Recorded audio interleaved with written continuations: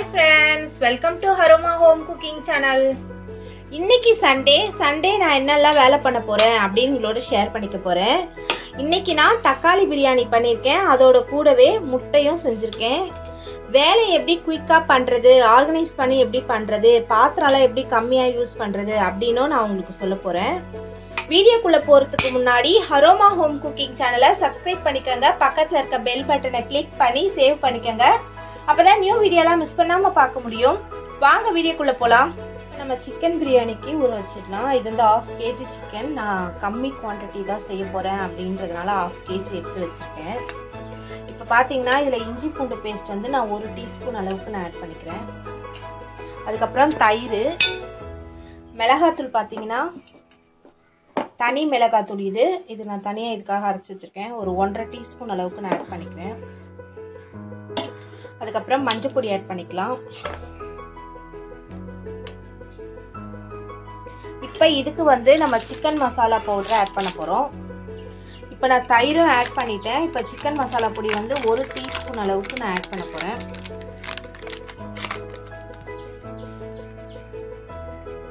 பாருங்க சிக்கன் மசாலா பொடி. இப்போ தேவையான அளவுக்கு நம்ம உப்பு ஆட் பண்ணிக்கலாம். கல்லுப்பு தான் ஆட் பண்றேன். இப்படியே நம்ம வதக்க தான் போறோம். இப்போ இதை நல்லா மிக்ஸ் பண்ணிட்டு ஊற வச்சிடலாம். இதை நல்லா கை போட்டு மிக்ஸ் பண்ணிட்டேன். இதை நான் மூடிட்டு ஃப்ரிட்ஜில் வச்சிட போறேன். சண்டே அப்படின்றதுனால எந்திரிச்சதே ரொம்ப லேட்டு தான். அதனால ஆப்பமும் ஆட்டுக்கால் பாயாவும் நான் பண்ணி குழந்தைங்களுக்கு கொடுத்தேன். அவங்க சாப்பிட்டுட்டு அவங்களோட பாட்டி வீட்டுக்கு போயிட்டாங்க. இப்போ நான் வந்து சமைக்க போறேன். நான் வந்து சிக்கன் பிரியாணி பண்ணலாம் அப்படின்னு ஏற்கனவே முடிவு பண்ணி வச்சிருந்தேன். சிக்கனும் நான் ஊற வச்சிருக்கேன். அதுக்கப்புறம் பார்த்தீங்கன்னா எக் வந்து வேக வச்சிருக்கேன். இப்போ பாத்திரம்லாம் விளக்கணும். இப்போ கிச்சன் அடுப்படி மேடையெல்லாம் கொஞ்சம் சுத்தம் பண்ணணும். வீடெல்லாம் கொஞ்சம் சுத்தம் பண்ணி பெருக்கணும். அதனால நான் இந்த வேலையெல்லாம் முடிக்கணும். கொஞ்சம் சோம்பேறித்தனமாக தான் இருக்குது சண்டே அப்படின்றதுனால. இப்போ நம்ம வந்து நான் ஏற்கனவே ஆட்டுக்கால் செஞ்ச குக்கர் தான் இது. ஸோ அதுலேயே அப்படியே போட்டு நான் சிக்கனை வேக வச்சுக்கலாம் அப்படின்னு ஒரு ஐடியாவில் இருக்கேன். ஸோ இதில் வந்து பார்த்தீங்கன்னா சிக்கன் வேக வைக்க போகிறேன். இப்போ நான் 2 டம்ளர் அளவுக்கு தண்ணி விட்டுருக்கேன். என்னோட குக்கர் பார்த்தீங்கன்னா 6 விசில் தான் வேகும். உங்களோட குக்கர் வந்து எத்தனை விசிலில் வேகுமோ நீங்கள் அத்தனை விசில் போட்டுக்கோங்க. நான் இப்போ குக்கரில் வந்து இந்த சிக்கன் வேகிறதுக்குள்ளே நான் பாத்திரம்லாம் சுத்தப்படுத்திட்டு வந்துட போகிறேன். வீடும் கொஞ்சம் சுத்தப்படுத்தலாம் அப்படின்ட்டு இருக்கேன். நான் டப்ராவில் எண்ணெய் விட்டு வச்சுருக்கேன். இதில் பார்த்தீங்கன்னா ஷாஜீரா, சோம்பு, அப்புறம் வந்து சீரகம் எல்லாமே வந்து நான் ஒரு 1/2 டீஸ்பூன் அளவுக்கு எடுத்திருக்கேன். இந்த பிரியாணியில் மசாலா நான் அதிகமாக போட மாட்டேன். பவுடர் தான் போட போகிறேன். ஒரு கையளவு புதினா போட்டிருக்கேன்.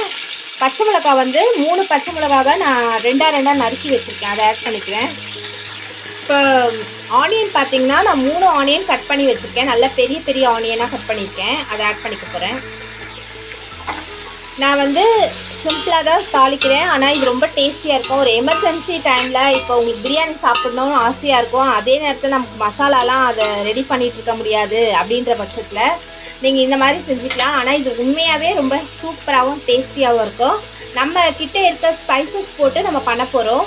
இந்த தக்காளி பிரியாணி பார்த்தீங்கன்னா ரொம்ப டேஸ்டியாக இருக்கும். இது கண்டிப்பாக நீங்கள் ட்ரை பண்ணி பாருங்கள். இப்போ பாருங்கள் ஆனியன் நல்லா வதங்கிடுச்சு. நம்ம இஞ்சி பூண்டு பேஸ்ட் ஆட் பண்ணிக்கலாம். ஒரு 2 டீஸ்பூன் அளவுக்கு நான் இஞ்சி பூண்டு பேஸ்ட் ஆட் பண்ணிக்கிறேன். இப்போ இதை நல்லா வதக்கிட்டு வந்துடும். கொஞ்சம் பச்சை வாசனை போட்டோம். அதுக்கப்புறம் மற்றதெல்லாம் ஆட் பண்ணிக்கலாம். பெரிய தக்காளியை 5 தக்காளி நான் நறுக்கி வச்சிருக்கேன். அதை வந்து இதில் ஆட் பண்ணிக்கலாம். இப்போ நம்ம பிரியாணிக்கு தகுந்த அளவு உப்பு போட்டுக்கலாம். நான் மொத்தமாக போட்டுறேன். 4 அழாக்குக்கு நான் செய்ய போகிறேன். அதுக்கு தகுந்த அளவு உப்பு போட்டுட்டு கொஞ்சம் மஞ்சள் பொடி ஆட் பண்ணிக்கலாம். இப்போ இதை நல்லா தக்காளி வந்து நல்லா மேஷியாக கரையணும். அந்த அளவுக்கு வதக்குனீங்கன்னா தான் பிரியாணியும் நல்லா டேஸ்டியாக இருக்கும். அதனால் இதை நல்லா வதக்கிட்டு வந்துடலாம். இப்போ நம்ம தயிரும் விட்டுடலாம். அப்போ சேர்ந்து வதங்கிறதுக்கும் வசதியாக இருக்கும். நான் ஒரு 2 கரண்டி அளவுக்கு தயிர் ஆட் பண்ணுறேன். இப்போ இதை மூடி நம்ம வந்து வதக்கிடலாம். இப்போ தக்காளி ஓரளவு கரைஞ்சிருச்சு, அதனால நான் மட்டன் மசாலா பவுடர் ஆட் பண்ண போகிறேன். இது வந்து பார்த்தீங்கன்னா ஒரு 2 டீஸ்பூன் அளவுக்கு இந்த ஸ்பூனில் நான் ஆட் பண்ண போகிறேன்.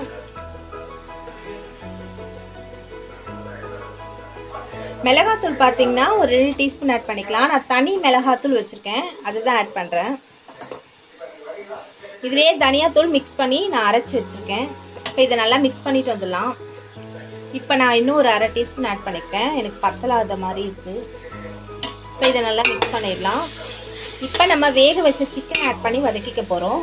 இப்போ பாருங்கள், வேக வச்ச சிக்கனும் நல்லா ரெடி ஆயிடுச்சு. இதை நம்ம ஆட் பண்ணிக்கலாம். இப்போ இதையும் நல்லா வதக்கிட்டு வந்துடலாம். இப்போ எல்லாமே நல்லா மிக்ஸ் ஆகி வதங்கணும், அது வரைக்கும் வதக்கணும். அதுக்கப்புறமா தான் நம்ம அரிசி ஆட் பண்ண போகிறோம். இப்போ எல்லாமே நல்லா வதங்கிடுச்சு, நான் அரிசி ஆட் பண்ண போகிறேன். நான் வந்து 4 உழக்க அரிசியை நல்லா வாஷ் பண்ணிட்டு வச்சுருக்கேன். 20 நிமிஷத்துக்கு மேலே அரிசி தயவுசெய்து ஊற வைக்காதீங்க. அப்படி ஊற வச்சிங்கன்னா அப்புறம் பிரியாணி வந்து உதிராக வராது. இப்போ நம்ம ஏன் இந்த மாதிரி அரிசியை போட்டு வதக்குறோம் அப்படின்னு நீங்கள் நினைக்கலாம். இதில் சப்போஸ் அரிசியில் தண்ணி இருந்தால் கூட இது வத்திடும். அப்போ உங்களுக்கு பார்த்தீங்கன்னா பிரியாணியும் உதிராக வரும். அதே நேரத்தில் தண்ணியும் உங்களுக்கு நல்லா இழுத்துரும் இந்த அனல். அதுக்காக தான் இதை போட்டு நம்ம இந்த மாதிரி வதக்குறோம். இதை நல்லா மிக்ஸ் பண்ணிவிட்டு நம்ம வந்து தேங்காய் பால் ஆட் பண்ண போகிறோம். நான் வந்து ஒரு 3 பீஸ் அளவுக்கு தேங்காய் எடுத்து அதில் பால் எடுத்து வச்சுருக்கேன், அதை ஆட் பண்ணிக்கலாம். இதை நல்லா வதக்கியாச்சு பாருங்கள். இங்கே பாருங்கள், தண்ணியும் இல்லை. இப்போ நம்ம தேங்காய் பால் அளவு ஆட் பண்ணிக்கலாம். நான் 4 டம்ளர் வந்து அரிசி போட்டிருக்கிறதுனால 7 டம்ளர் தண்ணி விடணும். நான் 2 டம்ளர் தண்ணி விட்டு ஏற்கனவே சிக்கன் வந்து வேக வச்சுட்டேன், அதனால இதை நான் ஆட் பண்ணிக்கிறேன். இப்போ தேங்காய் பால் எவ்வளோ இருக்குன்னு நான் பார்த்துட்டு வரேன். இப்போ 2 டம்ளர் தேங்காய் பால் ஆட் பண்ணியிருக்கேன், 2 டம்ளர் வந்து தண்ணி ஆட் பண்ணியிருக்கேன். மொத்தம் 4 டம்ளர் ஆட் பண்ணியிருக்கேன். ஸோ 7ல் 4 போயிடும். 3 டம்ளர் அளவுக்கு நான் இப்போ தண்ணி ஆட் பண்ணிட்டு வந்துடுறேன். விட்டாச்சு. இப்போ வந்து நான் எப்படி கணக்கு வச்சிருக்கேன்னா, இப்போ 4 டம்ளர் அரிசிக்கு 4 டம்ளர் ஈக்குவலாக 8 டம்ளர் எடுக்காம 1 டம்ளர் கம்மி பண்ணிட்டு 7 டம்ளர் அளவுக்கு தண்ணி அந்த கணக்கில் நான் விட்டுருக்கேன்.